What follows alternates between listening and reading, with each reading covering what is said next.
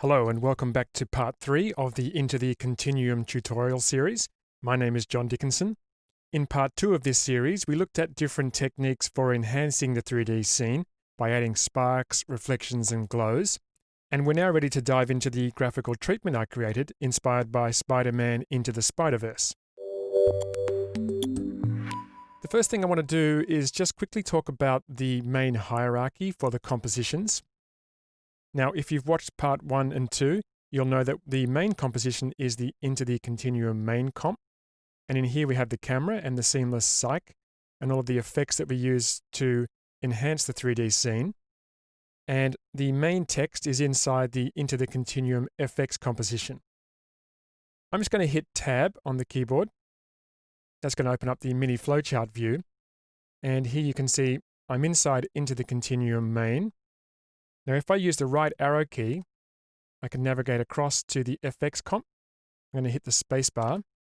And we're going to be spending a fair bit of time in this composition today. You can see inside here we have the Into the Continuum text comp. So once again, I'm going to hit Tab. And I'm going to navigate across to Into the Continuum text, space bar.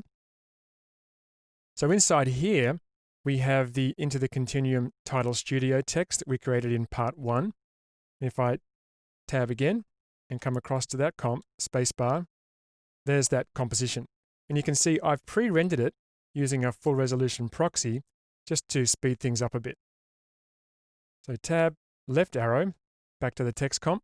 And this is almost completely the Title Studio composition, but it also has this composition here, font cycle. And we're going to be looking at this in part 4. This is a combination of different fonts that have been sequenced in a pre-comp. And there's also some dripping reveal things going on in here. We're going to look at those in part 5. Tab, back to FX. And let's start breaking down these different looks. We're going to start with this look here and jump into this look and then look at this look and this one here as well. So just holding down my shift key to snap my time indicator to the start here. And let's take a look. I'm just going to solo the bottom layer. So there's my Into the Continuum text. And above that, I have this zigzag lines. And this is the first thing we're going to look at. Now, these zigzag lines were created using After Effects shape layers. If I press UU on the keyboard, that's going to show me the changed parameters.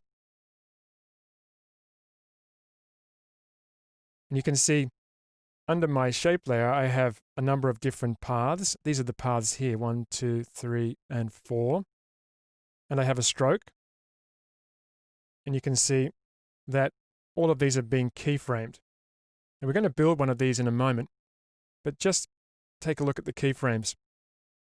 Each of the paths has hold keyframes.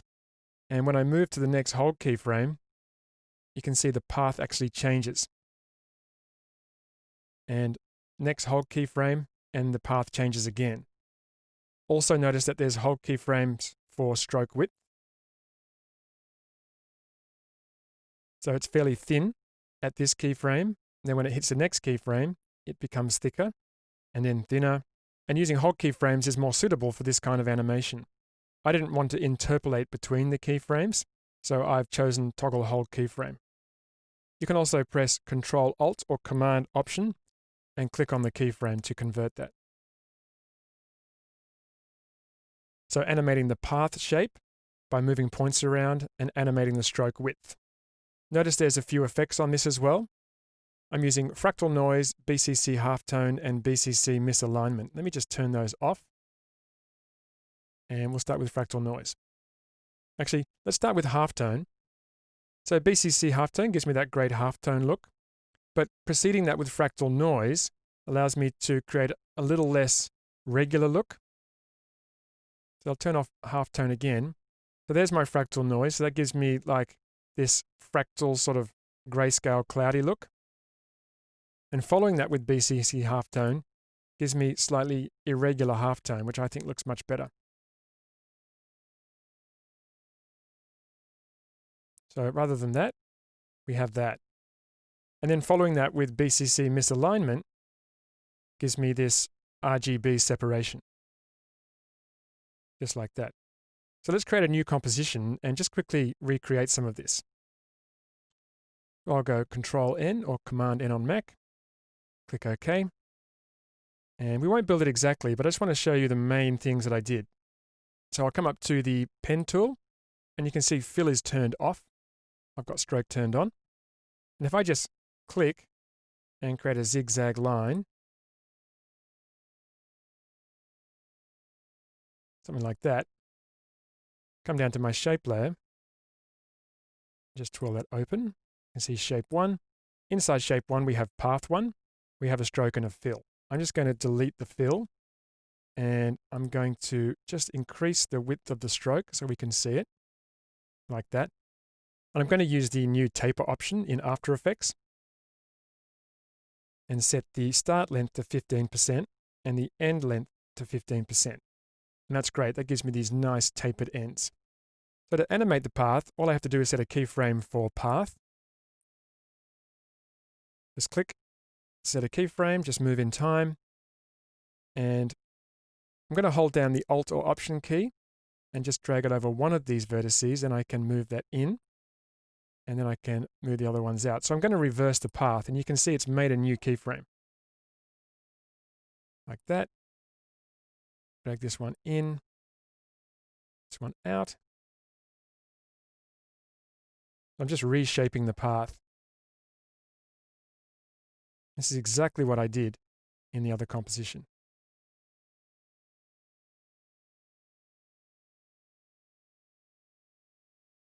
Now we get this interpolation between those two different shapes.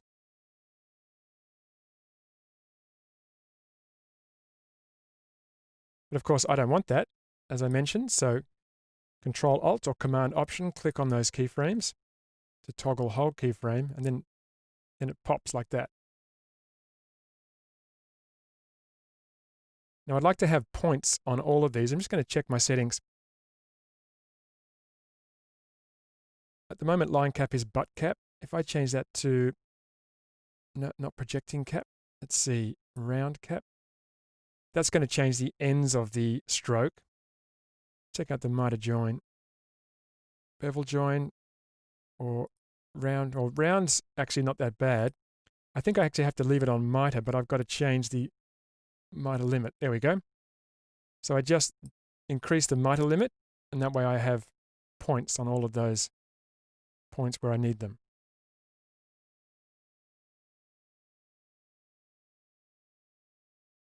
So once I set up one, it was a simple case of duplicating, Control or Command D. Double click. Just move these and rotate.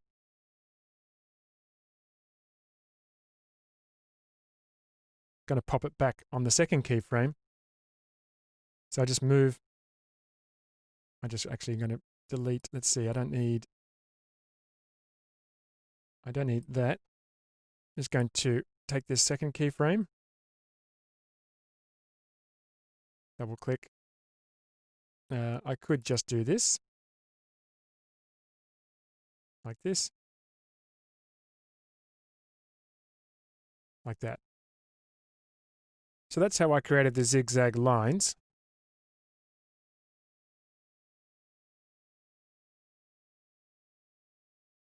Just going to rotate this guy a little bit more. That. Let's take a look at the effects that I applied. So the first one was Fractal Noise. It's a standard After Effects Fractal Noise. And the next was BCC Halftone.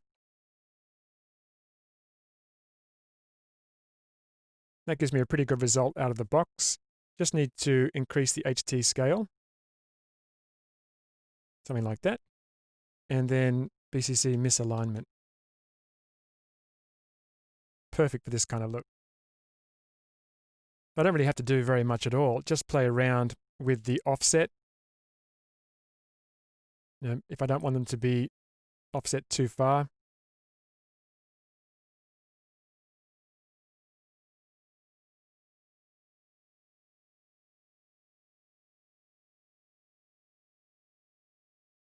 Like that.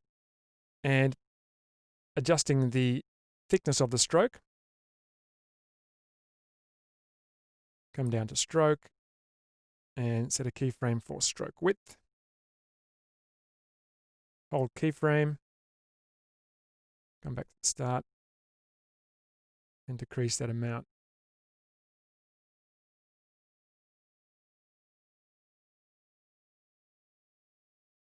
Something like that. And a hold keyframe. So we get this kind of look. Actually, I'll just move these keyframes a little closer. So we're not waiting too long. Just like that.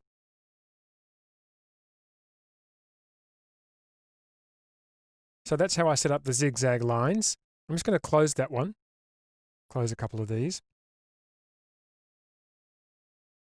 Close main as well.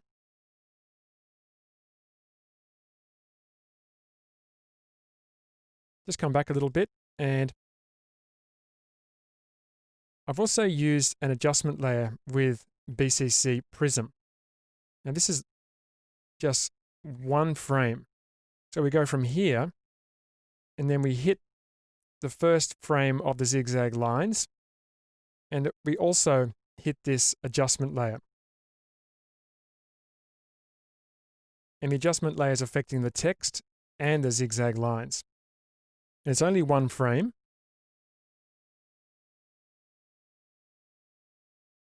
Just turn on this text as well.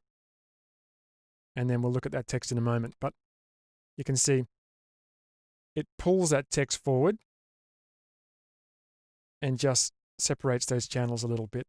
Prism is somewhat like misalignment. The key things to note here is that I've decreased the sample count to just 3. So we get a nice obvious delineation between the different channels. And I've adjusted the starting depth.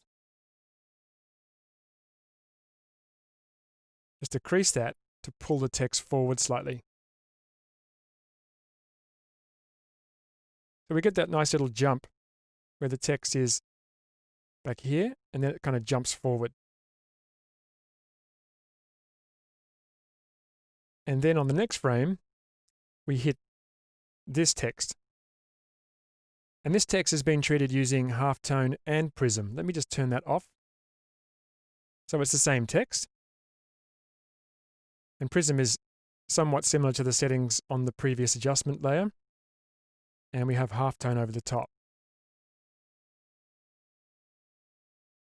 And for Halftone, it's using the black and white color scheme. And this is really very much that Into the Spider-Verse kind of look. So treated with Halftone and then Prism on top.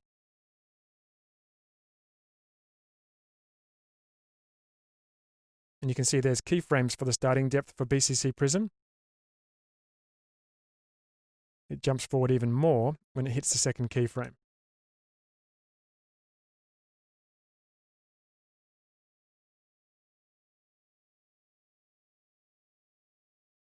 Let's just preview what we have up to this point. And you can see it all happens pretty quickly. Those zigzag lines, animating those with the hold keyframes is really quite effective. And I could have jumped from here straight to here, but I like this kind of intermediate jump. It's kind of a build where the text jumps with the prism and then continues with the prism but adds the halftone. That build is really effective. There's really no rules when you're creating this kind of thing. I was definitely inspired by Into the Spider-Verse, but I just used that as inspiration and then just used my own creativity. I just kept playing with the different parameters, setting keyframes, changing their timing, and doing a lot of previewing until I was happy with the look and feel.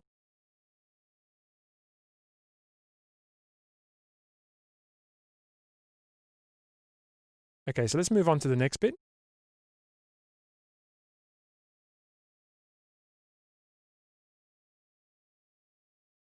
So once again, the text layer is being split and we're doing a different treatment.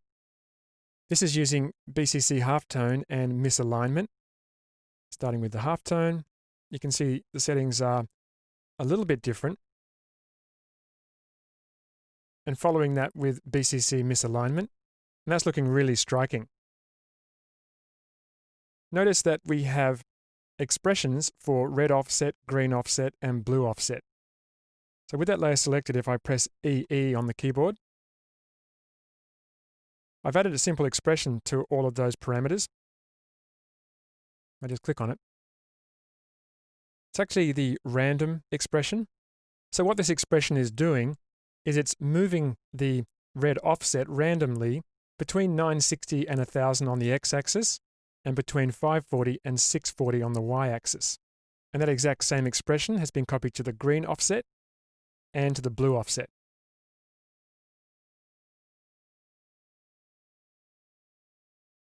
Let me just close that up so I don't mess up those expressions. Control-Alt-B or Command-Option-B just to set the work area around that. I might just bring that one back. Just preview that. So I could have set that up just using keyframes, but the random expression is really handy for this kind of thing. And obviously, the higher I make the B values, the further the offset would be. Let me just change this one to 2000. You can see it shifts much further on the x-axis.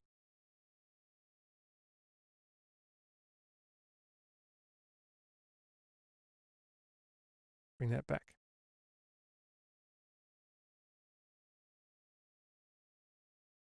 So using the random expression just to drive that animation. Now you will notice up here in the comp that there are these ink splotches as well. And the ink splotches are inside the Into the Continuum text comp. You can see them just here. And these are Adobe Stock ink splotches.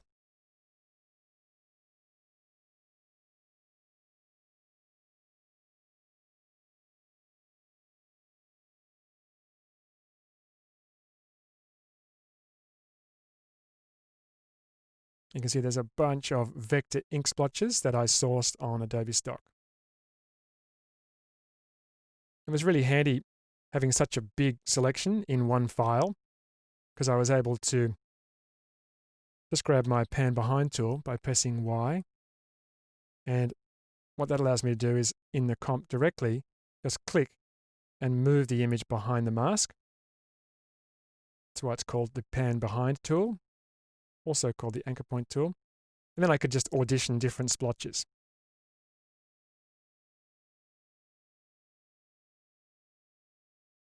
And of course, that's been added inside the text comp so that both of them get the same treatment inside of the FX comp.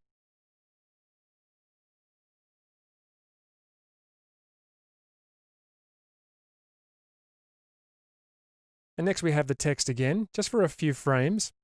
And this is using BCC's Artist Poster and Halftone. Let me just solo this.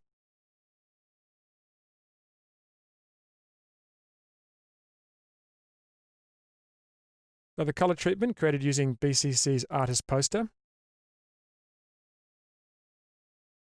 And generally what I'll do with this is come through and just choose a preset and make some modifications to the preset. You can see here I've got complementary colors. So I chose complementary colors and I just basically changed the black to pink and the yellow to pink. I think I actually ended up changing them all to the same pink. Going to undo mine. Yeah, you can see they're all the same color. That gave me a nice flat pink, but I still have these bright highlights.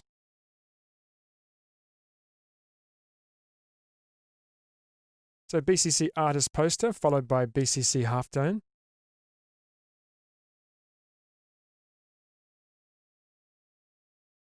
And you can see it actually turns green. And that's because the blend mode is set to subtract.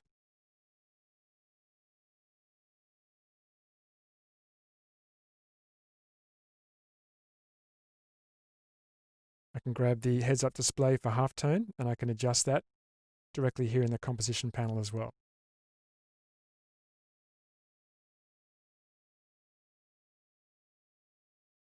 Let's take a look at where we are so far. So there's a fair bit of work for only a few frames of animation, but the result's looking pretty good. Let's move on to the next part. So once we hit this frame, we get this bang. And this bang layer is another shape layer. I'm going to turn the one on above it as well. We actually get two different bangs.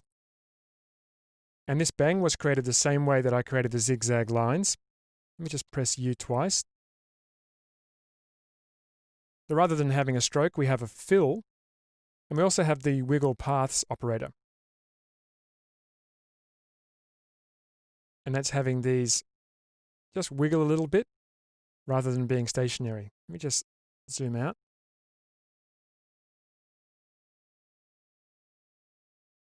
You can see they're just having a little bit of a wiggle. And I've also got some, again, hold keyframes for the path. So they start this big, and then they're scaled up, and scaled up again, and then scaled down. And this was directly influenced by the Into the Spider-Verse titles. So let's just quickly create another one. Once again, grab the pen and just create a shape. It's pretty random.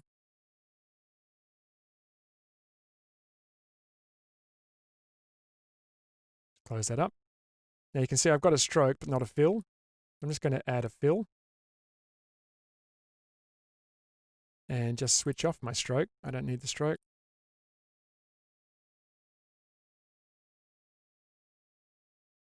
Just twirl that open.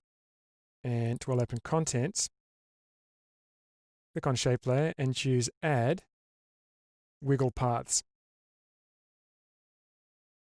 And the default will give me a little too much detail.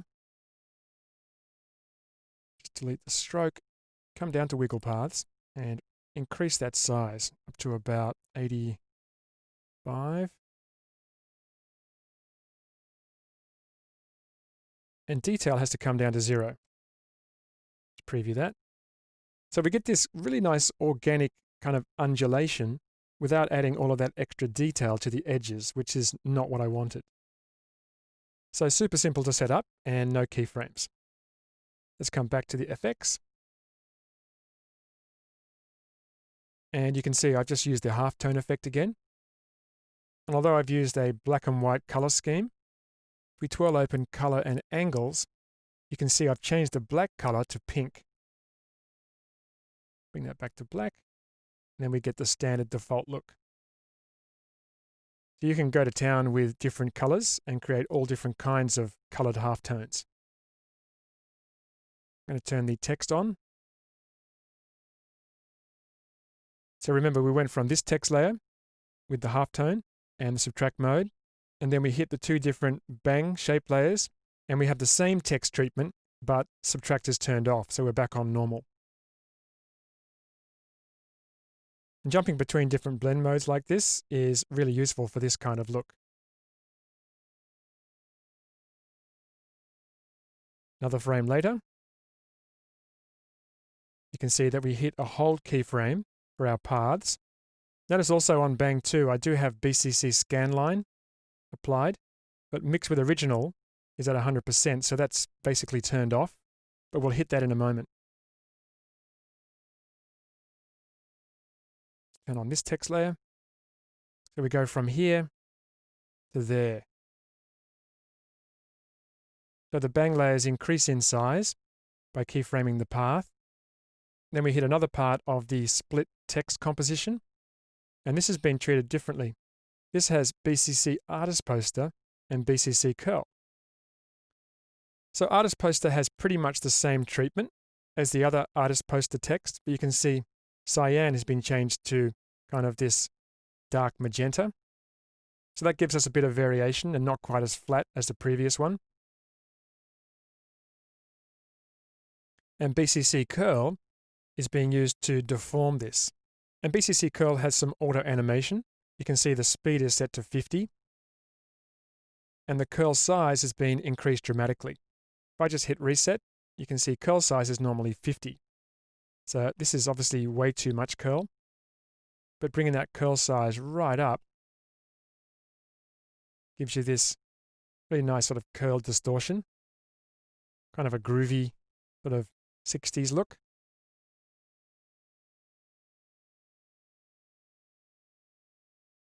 move forward a few frames. And I'm just going to turn on this next bang layer. So once we hit here, we have another shape layer. Let me just solo that one.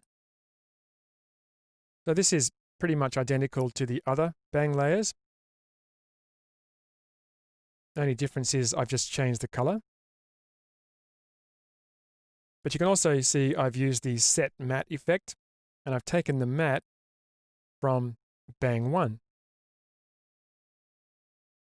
Just turn that off. You can see that this fractures that a little bit. So let me just turn all of these on again.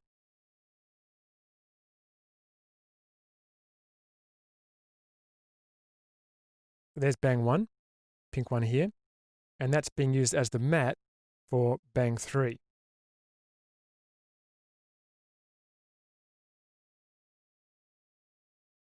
And that adds this got a nice variation to this. Gives this kind of a fractured look. And notice how I mentioned that we use BCC scan lines. So on bang 2, mixed with original at this point has been animated to 0 on a hold keyframe. So when it hits this keyframe, then we see the scan lines.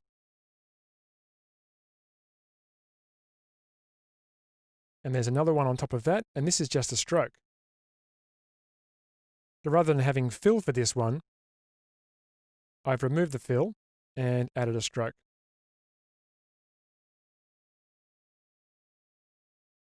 On top of that, we have, I'll turn on this layer first, we have the Into the Continuum text again. You can see we have the same Artist Poster treatment, but we also have BCC Halftone underneath that.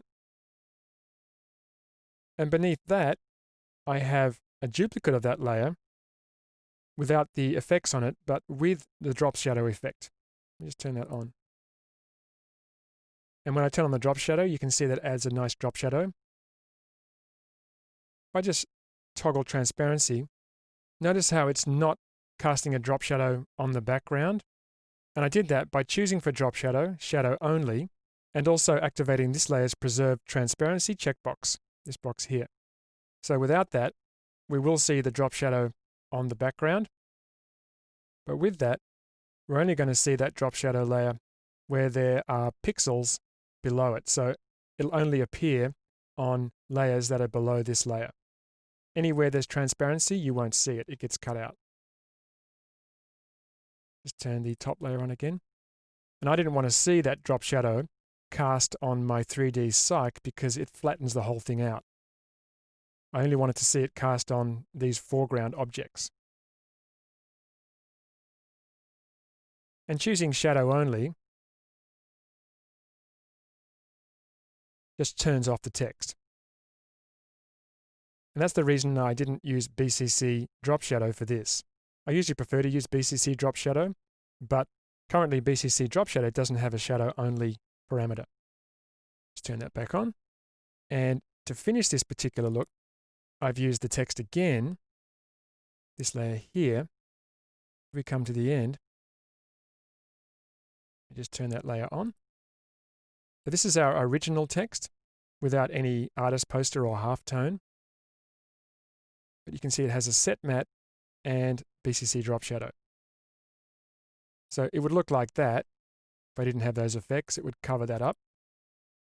But by using the set matte effect, and once again using one of the bang layers, in this case bang 3, I can cut that out. And that really helps with that fractured look. Then adding a drop shadow below that. So we've got this layer here casting a drop shadow only on the layers below, which are these shape layers. And then we've got this version on top casting a drop shadow on everything. And in this case, I'm okay that this is casting a drop shadow on the background because it's much less obvious.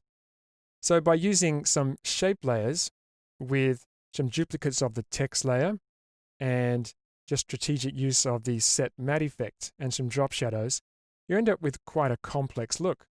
So here's where we're up to so far. In part 4, we'll further explore this graphical treatment and we'll focus on the font sequence, stock vector graphics, we'll be adding a few more of those, and also more particle effects. So thanks for watching, and be sure to visit borisfx.com to take a free trial of Continuum and to see more videos about all of the Boris FX products.